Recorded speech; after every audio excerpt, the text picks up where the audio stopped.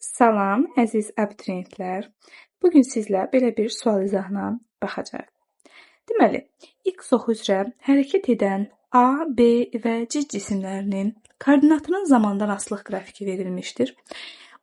Bu şərti oxuduqdan sonra bir daha qrafikin xt olduğunu qeyd etmək lazımdır mütləq. Çünki çox abituriyent bunu VT qrafiki ilə qarışdırır.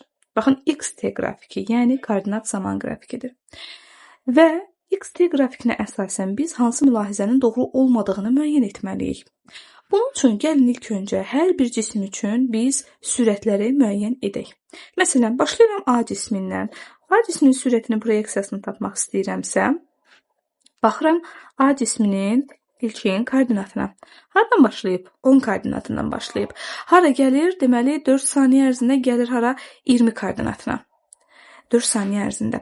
Deməli, mən A-nın sürətini təyin etmək istəyirəmsə, 20-dən 10-u çıxıb bölürəm 4-ə.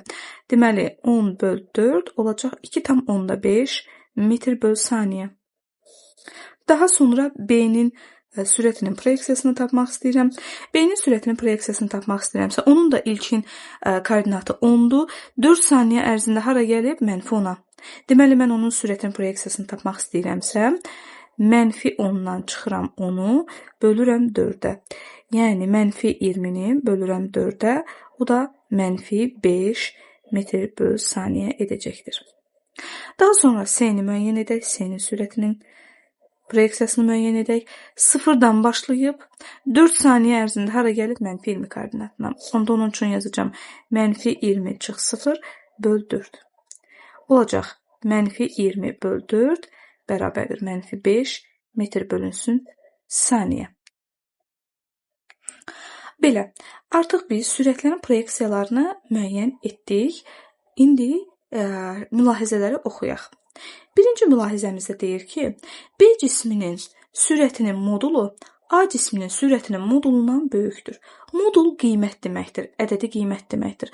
Modul deyirsə, artıq mən müsbət 5 götürəcəm əlbəttə ki. Modulda müsbət 5 götürəcəm, 5 metr böl saniyə. B cisminin sürətinin modulu A cisminin sürətinin modulundan böyükdür. Baxaq, B cisminin sürətinin modulu 5 metr böl saniyə, A cisminin sürətinin modulu isə, yenidən qeyd edirəm, 2,5 metr böl saniyədir. Bu doğru mülahizədir. Bu doğrudur, plus qoyuram. Biz doğru olmayanları götürəcəyik, yeni də qeyd edim. B cisminin sürətinin modulu A cisminin sürətinin modulundan kiçikdir. Baxıram, B cisminin sürətinin modulu 5-dir. A cisminin sürətinin modulu 2,5-dir. Deməli, bu yanlışdır. Əlbəttə ki, təbii ki, 1-i düz götürdüksə 2 yanlışdır. Bəli. 3. B və C cisimlərinin sürətlərinin modulları bərabərdir.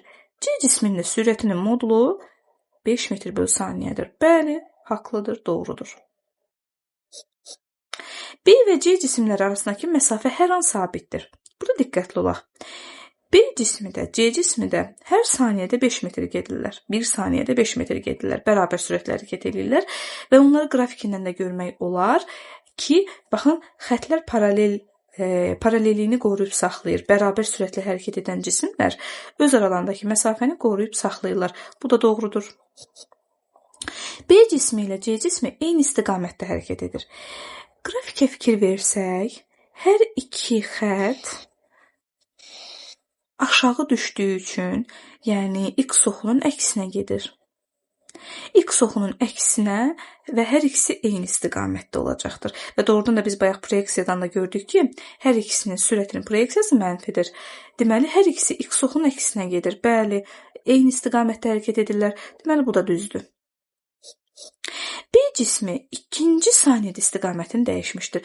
Bu, həmişə uşaqları çaşdıran bir, belə deyək, nöqtə olur ki, deyir, hə, T oxunu kəsdi, ona görə istiqaməti dəyişir. Nəzərə alaq ki, bu xt qrafikidir. Sizin dediyiniz VT qrafikində olur. Ona görə də bu yanlış olacaqdır. Əgər VT qrafik olsaydı, razı olardım sizinlə. Bu xt qrafikidir deyə ikinci saniyədə, belə deyək, istiqamətini dəyişmiş sayılmır əlbəttə ki. Bəli, bizə doğru deyirlər lazım idi. Ona görə də 2-ni götürəcəm və 6-nı götürəcəm. Deməli, doğru cavab olacaq 2, 6. Belə. İzlədiyiniz üçün çox sağ olun. İnşallah ki, sizə faydalı olar.